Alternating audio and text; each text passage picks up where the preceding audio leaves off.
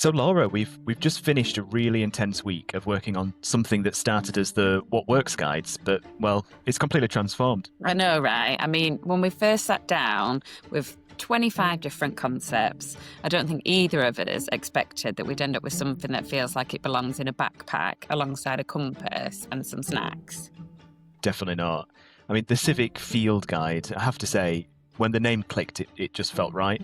Like we'd been really circling around this idea for a few months without realising what we're actually building. For people who haven't been following the NCIA journey, maybe we should start with the problem we're trying to solve. Yeah, absolutely.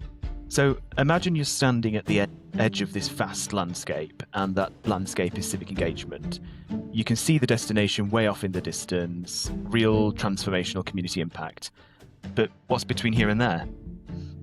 It is intimidating. There's unmarked paths, sudden weather changes, terrain that's shifting under your feet. And if you take the wrong route, you're not only just wasting your time, you could actually end up damaging the communities that you're trying to serve. Exactly. And here's the thing. Universities across England are having this exact experience. They want to make a difference in their communities. They have really good intentions. They have really good resources and passionate people. But they're often working in isolation, reinventing solutions that others have already tested. Which is why we kept coming back to that expedition metaphor, because what do you do before you go on a serious expedition? You get a field guide, right? But you don't just wing it when you're hiking through unfamiliar territory. So, speaking of navigation, Adam, let's talk about the 7 terrains. Because when you first explained this to me, I just thought 7 is quite specific. How did we land on that number? Yeah, great question. It wasn't arbitrary. We actually mapped out every major dimension of civic engagement that universities encounter. People, place, partnership, purpose, practice, process, and policy.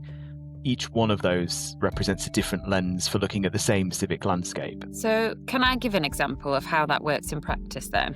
Yeah, please do. So let's say a university wants to address food insecurities in their local area through the place terrain. They're asking, what are our civic boundaries? And are we talking about the immediate neighbourhood or a broader region? Right, yeah, that makes sense. But then through the people terrain, they're asking completely different questions. Who are our existing relationships? What community organisations are already doing this work? And how do we build authentic partnerships rather than just showing up and taking over? Yeah, so it's really like different maps of the same territory. Exactly. And each terrain reveals things you might miss if you're only looking through one lens. The policy terrain might reveal that there are funding mechanisms you didn't know about or regulatory barriers that are actually preventable. Yeah, that's really fascinating. So it's not that you just have to tackle all 7 at once. It's more like having 7 different ways to understand your situation.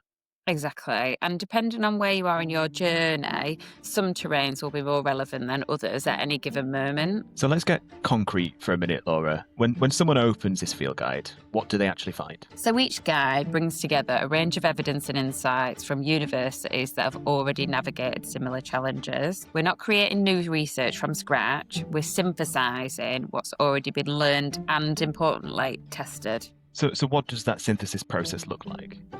Well, we've drawn from our research activities insights from Action Learning Programme and things we picked up along the way from working with universities across the network, plus what we're hearing from the broader sector about what's working and what isn't working. So it's not just academic research?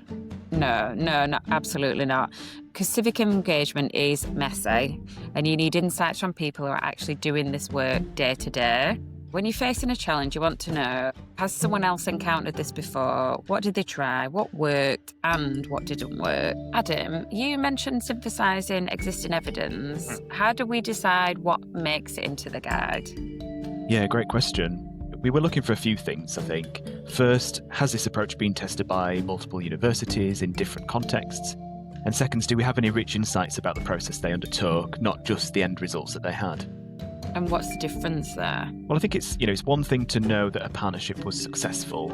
It's another thing entirely to understand the messy middle, the negotiations, the false starts, the moment when everything nearly fell apart and how people got through that. So you're looking for the behind-the-scenes story. Exactly. And third, I think, we prioritise approaches that are adaptable. What works here in Sheffield might not work exactly the same way in Cornwall, but the underlying principles of that approach should translate. And how do we know if the principles translate? Well, we've been really fortunate, I think, to work with universities across very different contexts through both the Civic University Network and the NCIA. We've got universities across the UK represented as part of our partnership teams. So we can see patterns, what elements seem to be essential everywhere versus what needs to be customised for those really local, hyper-local conditions. And I've got to say, Laura, the visual work we've created for this really brings the evidence to life. It commits to the expedition theme, but it doesn't feel too gimmicky. And that was crucial for us. We've created visuals, iconography and illustrations that help people navigate through complex concepts because we needed this to feel like an actual field guide, but that you'd want to use when you're facing a real challenge. Yeah, but it's not literally a physical book, right? No, though honestly, that would be amazing. It's a digital resource, but we're designing it with tactile, practical feel that makes the field guide feel so trustworthy. And what is it that makes a field guide so trustworthy? I think it's that they're clearly tested for real conditions. You can tell when a field guide has actually been used by real hikers versus put together by someone in an office somewhere. Yeah, so how do we create that feeling of field tested for civic engagement? So every recommendation, every tool, every framework, it comes from the story of where it has been used and how it's performed. We're not just saying, this works. We're saying this worked for these universities in these contexts, and this is what they learned along the way. So Laura, where are we with the launch timetable? We're just a few weeks away from launch now. Now we're in the final phase of bringing everything together. And there's something special happening at Civic on 25, isn't it? Yes, we're doing an exclusive pre-release at Civic on 25 on October 14th and 15th. So the civic engagement community will get the first look of what we've built. And then what about the full public launch?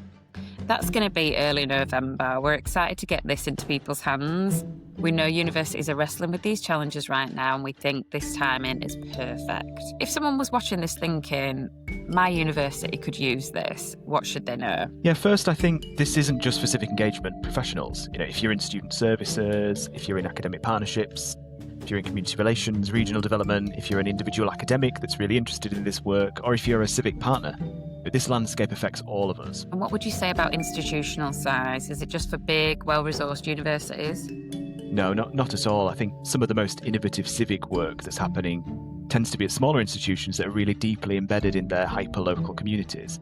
They often just need better ways to connect their individual initiatives into a much broader civic strategy. What would you say to someone who's feeling overwhelmed by the idea of civic engagement? I'd say that you don't have to figure it out from scratch. There's a community of universities that have been mapping this terrain for years, and they're really generous about sharing what they've learned, both the successes and the mistakes. So, any final thoughts? Just that civic engagement doesn't have to feel like a wilderness survival.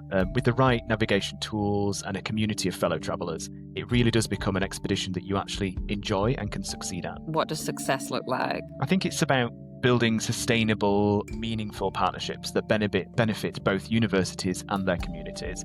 It's the kind of impact that lasts beyond any individual project or short-term funding cycle. So this is all about the Civic Field Guide, exclusive preview at Civic on 25 with a full launch in early November.